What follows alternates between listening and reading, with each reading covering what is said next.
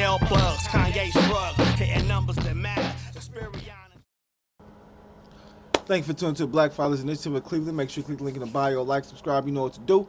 Really appreciate the love. So you know what we do here on this channel, man. Basically, it's all about black empowerment, black relationships, learning, how to treat black women better, how women can treat black men better.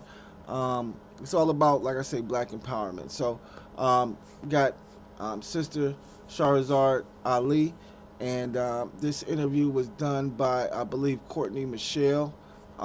So we're going to check it out and, drop some jewels and just listen to see what the sister has to say. Make sure you guys like, subscribe, you know what to do. We really appreciate the love, as well as click the notification bell. And don't forget to donate to Black Fathers Initiative of Cleveland with 501c3, so all your donations are tax deductible. Let's go.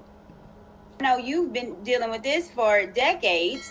When you call out wrongdoings, then you are the one that's shamed, not the person that's doing it now, but it's you. The person who tries to point out the truth of anything is always going to be attacked, because we live in such a wicked world that's built on so much wickedness that you are the unique one. Any woman that stands up for what's right and tries to establish herself as a dignified human being, and recognize that you don't have to get in the gutter in order to have girlfriends or a man. No, it's not a requirement, but it is a direction sometimes we'll take because we like the attention. So it's very, very difficult for us. TikTok. In the 90s also, our babies had a value. Everybody in the community would help take care of the little children sometime. I don't mean that's spank them and everything, but I mean if they saw one gonna go in the street, or they would speak to them, they got to know them and things like that. Right. We have lived in our community for many decades about this thing about it takes a village to raise a child. Well, the second part of that statement is that the ruin of a nation begins in the home. And we don't deal with that part of it. We just know that it takes a village trying to shift their responsibility to other people, including the school system, who has miseducated our children the same way they miseducated us.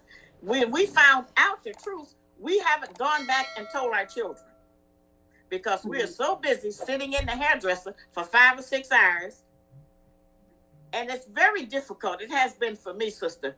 Yeah. Very difficult for me to try to teach salvation to a group of black women who hate the hair on top of their own head. Wow. And who thinks that their beauty, their self-esteem is so low, we believe that our beauty requires us to glue somebody else's hair on our head or sew it on our head. And to pick up an image that has been represented to us as beautiful. And even though we don't ever like to admit it, the only image we've ever had of beauty was the white woman. And we want her hair. The white woman on TV. We want to look like her. We want the blue contacts. We want. Well, I'm not even just gonna say the white woman. Well, it's always been the white woman, because it's always been about the lighter complexion. It's crazy because I can remember when I was growing up, seeing a lot of watching TV, and whenever I watched like a black sitcom,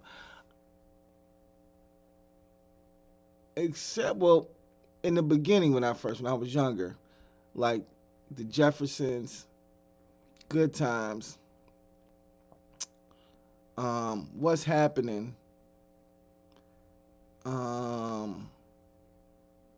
even Family Matters, I don't remember really even having like a light-skinned, woman like that. They end up getting one. That's when the one little girl never returns to the show, and then when she does return, I think she's a light-skinned little girl or something of that nature. Same thing with Fresh Prince of Bel-Air. First they start off with a black couple, then they end up changing the mother to a light-skinned woman. Martin and Gina. Like, so what I'm saying is, for black people, they didn't do it as blatantly as just putting white people in front of us.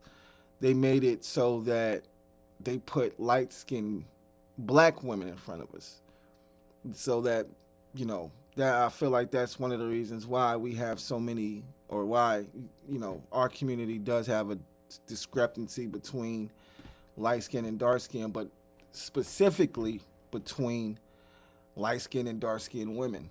I see a lot of that more than I see, light skin and dark skin men going at it. But yeah, they gave us, and once again, we never take into consideration that this was programmed into our mentality to like these things, or to feel like these things, go together the best, or they look the best together. This was just systematic, and it was programmed. So we're just now waking up and unprogramming ourselves after years and years of programming. Everything, we want the big breasts, the butt, whatever it is. We want that because we have such low self-esteem.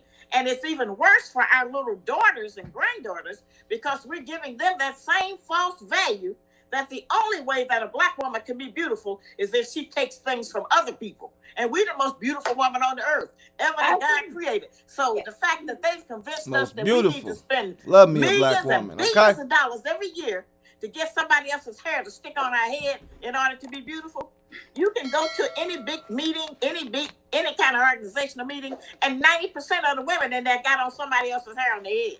Right. And how can you reach people who hate themselves that much, and their little children, 4 and 5 and 6 years old, they're putting fake hair in their head, teaching them that the only way they can be beautiful is if they have some other accoutrement from somebody else. Man, listen. Preach. So painful to see that. She be preaching. For generations, we're going to be preaching with that. Yeah. Okay? Well, how did we get here? How did we get to, and you said something that I thought was very, very powerful, is because I never thought of it that way. It's this self-worship. It's the I'm doing things, the extremities of it all, the hair, the eyelashes, these crazy nails. It's all attention based, and it's intention because I want focal point on me. I'm butt naked on Instagram because I want it on me. It's a self-worship. Yes. But we're wanting self-worship, but then are the most insecure. We don't think we're beautiful, and we're changing ourselves.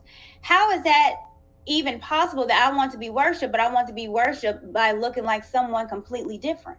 How does that work? That's crazy. Because those are the things that we have been taught generationally. We just never had anything physical to make it into. And when the hair came along, and the eyelashes, and the sisters who have terrorized their own body to try to have the biggest buttock in the world. I mean, we have just been so outlandish, and no other people are doing, no other women, any color, are doing that but us. And we don't want to accept that it's not just for convenience. You know, I see the sisters out, they patting on their head. They trying to do a lot of things. And I've seen them take that stuff out, and they all bowl all the way across. They got no edge. Because the chemicals and everything. So, you know, we're in a bad condition. And then we walk around constantly saying, I want to be accepted for who I am. Well, who are we? And that becomes the question. And we don't want to accept no man any way he is. We immediately start trying to change him. But we want to be accepted in whatever nonsense we have going at the moment. We want to be accepted in that. We developed the distrust of black men, as I said, in the 90s. That started happening because we, when every value has been taken from a people, once again, it comes back on self. And so if we're not doing the things that women are traditionally known for doing, if we are not behaving in that way, and if we're not treating men in that way, and if we have pushed so much sex in front of him every day, all day, we think that's the only thing we have to offer, most of us. We think if we don't have that, when actually men will go along with whatever we present. And so since we have pushed so much sex in front of them, now we're mad at them because they keep going for sex. Right. And that's what we have taught. That's what we have stood for, that's how we dress. Our men don't have the discipline because of what has happened to them, both of us, and our ancestral slave history. Our men don't have the discipline to withstand the onslaught of lust and sex that we throw on them. And it also makes them deal with younger girls because the older and more mature women have shown themselves so much that they're just so used to it, they're not interested in that anymore. Their bodies ain't the same like they used to be. Wow. Now,